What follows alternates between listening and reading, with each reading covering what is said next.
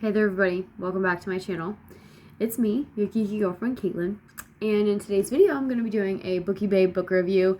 This book is number 8 officially on my 15 book challenge for 2023, and I have hinted at / teased this review for several videos now. Excuse me, I actually read this book in like late January, middle of January, something, as a beta reader. And I received my copy of Never Cried Wolf by Brianna Quinn. So this is her newest novel. And before we get into today's video, make sure that you subscribe to this channel and give me a thumbs up if you like it or want more books like this. And you can also drop in the comments what book I should read and review next. So, as I said, this book is Brianna Quinn's second novel. I have reviewed her first novel, Fake It Till You Make It, in this channel as well, so scroll down or up or however you get to your older videos to go back and find that. I read that one, I think, last summer. And I'll go ahead and say right off the bat that this one is a lot thicker. It's a little bit longer than Fake It Till You Make It, and it took me just a little bit longer to read than Fake It Till You Make It. I read Fake It Till You Make It in 3 days. I really could literally not put it down. But with Never Cried Wolf, it was the first book that I actually read on my tablet through the digital download. So that was why it took me a little bit longer to go through it. I still read it within a week, even though I am much more of a paperback spine type of reader. And had I had this book in hard copy when I read it, I probably would have read it in about the same amount of time. But just the technology, and I was a beta reader, so I was making some edits, and I read a draft of this book, and I did pick it up and kind of reread the ending the other day, and I was just looking through it to see what kind of changes were made. I did do a full Goodreads review as well, so if you don't follow me on Goodreads, you can head over there. Caitlin McClure, your _geeky girlfriend, over on Goodreads as well, and you can find my full review there. But this is going to be a little bit less detailed than the Goodreads review, as you guys already know. This is more of just a should you read this book or not type of a video, and the answer to that is a resounding yes. These are young adult fiction novels, and this one in particular follows a girl named Mona, who is depicted here on the front cover, and this book has so many twists and turns, and it starts off by introducing Mona and her best friend, I guess, Sam, and Sam goes a little too far, pushes the boundary a little bit too much. Mona doesn't like it, says some things that maybe she does or doesn't mean, and then the story moves on from there. It progresses, jumps forward, and we kind of see how Mona and Sam are now, and they get, unfortunately for them, reunited in a writing class and have to kind of decide whether they're going to work through their differences or not, and kind of try and see eye to eye about what happened. And unfortunately, that does not happen, but that's part of the events of the novel. So this game is kind of like a giant game of telephone gone wrong, and really dives into some themes of like high school bullying, rumors, cyberbullying, sexual assault. I mean, there's a lot going on in this book. Lots of emotions are uncovered in this. It's very deep. It does like a deep dive into some drama and some different perspectives as well. Perspective is really played with in this book, and I just think the cover art is absolutely beautiful. I feel like it's very relatable as a teenage girl, or even as a woman. Sometimes we feel like our strings are being pulled in multiple different directions, and sometimes it feels like we are not even in control of our own life, and that is just, it's very poetic, very beautiful. There is some poetry in the novels scattered throughout as well, so if you read Brianna's poetry collections or purchase those on Amazon, you can get some more of that in this novel. So that was a great little twist as well. I liked seeing how the dialogue shifted around the poetry and how the poetry was included into the novel. Overall, I think on Goodreads, I rated this book a 5 out of 5. I definitely would say it is like a 10 out of 10. I actually enjoyed it better than Fake It Till You Make It, despite not reading it as fast. Like I said, had I had this as my reading material and not my tablet, I probably would have read this in 3 to 4 days as well. I love the larger print. It does have quite a few chapters. It's over 500 pages long, so if you are doing a book challenge or in a book club where your material has to be more than 500 pages, this one counts, and you can count this because this one just hits, let me see what the page total is for you guys. 521 is what it rounds out, is the last page of the epilogue. So this one will hit those higher level reading challenges if you are part of a book club that has to read books that are like 300 pages or more or something for it to count for points or whatever. This one does. Like I said, I liked this one better than her first novel. To me, this one is a little bit, I thought Fake It Till You Make It was relatable, and it is, but now that I've read this one is like relatable on different levels. It's a little bit more deep, cuts a little bit closer to the heart, and it makes you like feel a lot of different emotions. You feel sorry for Mona. I almost felt sorry for Sam. I wanted there to be this big amount of closure at the end. I probably am one of those rare people who wanted them to end up together in the end. And I won't tell whether or not that's true, but that's kind of what I was rooting for the whole time.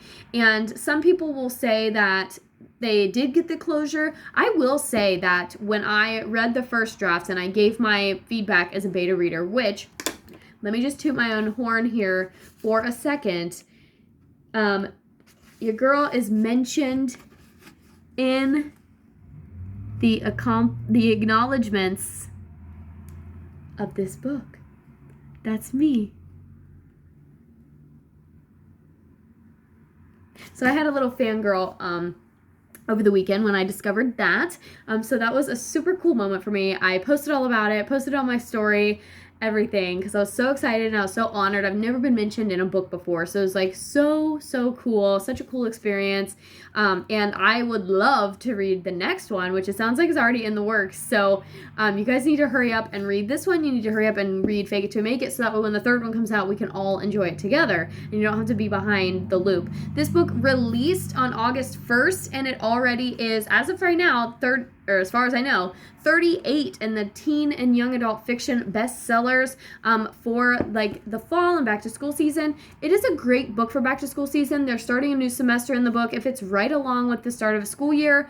And if you are a young adult reader, this one should definitely be added to your TBR pile, your TBR shelf, wherever you get your books, however you do your reading. Definitely add it to your Goodreads because it is a great one. As I was saying, a lot of people, when I read the first draft, the first final draft, and then the beta readers, we have to edit it, give feedback. There was like a short survey and all of these things. One of the things that I said was that I wanted more closure for Mona, especially at the end of the book. I felt like before, in the first part of it, or the first draft, I felt that the ending was conclusive, but not really, it wasn't really what I wanted from Mona. I wanted more. I wanted her to feel more satisfied in her decisions and what she was doing, and I just didn't get that vibe.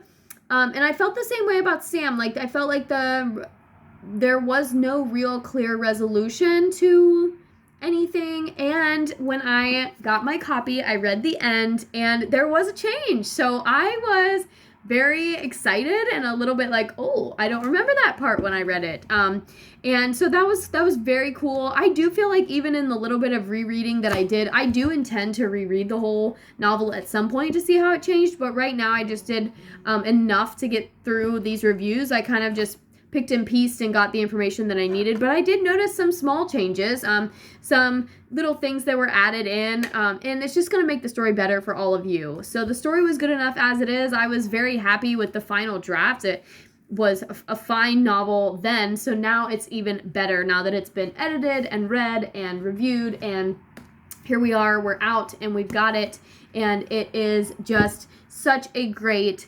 story with really, like I said, really complex emotions, and a lot of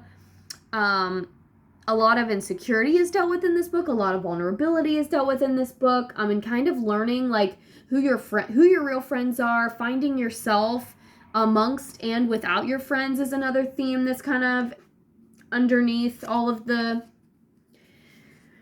rumors and entanglement that the book ensues or that the book portrays. There's a lot of like underlying truth and like not everybody is your friend and how to decipher who is your friend and who's not your friend, which is why I think it's a great book for young adult readers, especially that age of like leaving high school, going to college, trying to figure out who you want to be, who you are, who your friends are, what you should do. So if you are a junior or a senior in high school, even a sophomore in high school, I think it's definitely appropriate for anybody. I would say, honestly, I truly feel like depending on how, like me as a reader and as a, you know, a future hopeful parent, I feel that books should not be limited. I feel that I'm not going to squander if my child wants to read.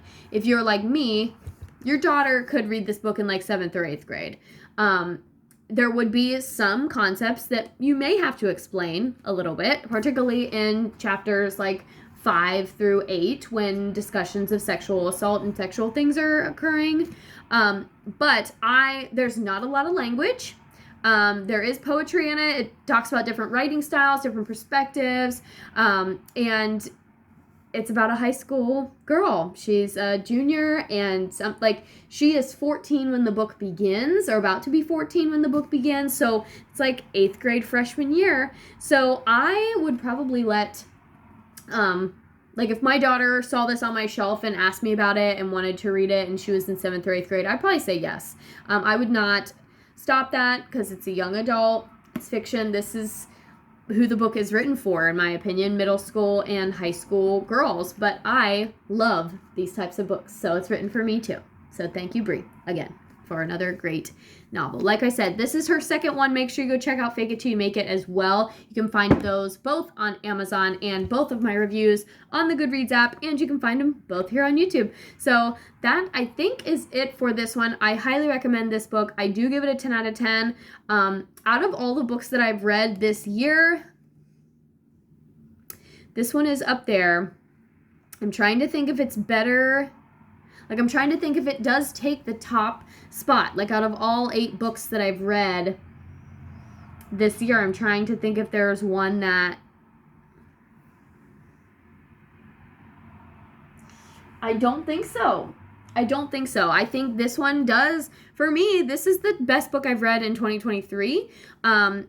And I've reviewed some pretty good books. I've read The Giver this year. I've read Wonder this year. I've read The One and Only Ivan this year. I've read If I Stay this year, which I did really like until the end. So yeah, I think this is my favorite book of 2023 so far. And like I said, I've read 8 books this year. So it's one that you want to definitely add to your TBR pile, your TBR shelf. Go snag it on Amazon. Get it. Read it before school starts. Read it during school. Teachers, you can read it too. It's a great book. It just has great perspectives. And yeah, I can't say any more nice things about it. So I'm just going to stop talking now. If you've made it this far in this video, thank you so much for watching. And make sure you subscribe, like this video, and go check out Brianna Ray Quinn's books over on Amazon.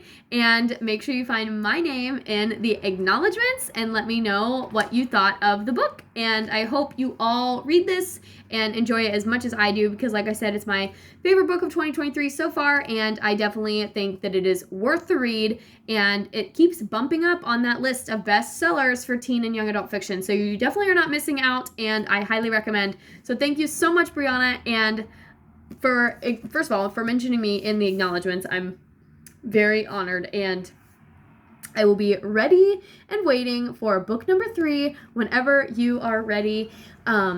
I will be here ready to read and review it just like I did the other 2. So thank you all so much for watching, and I will see you guys for book number 9 very soon. See you next time.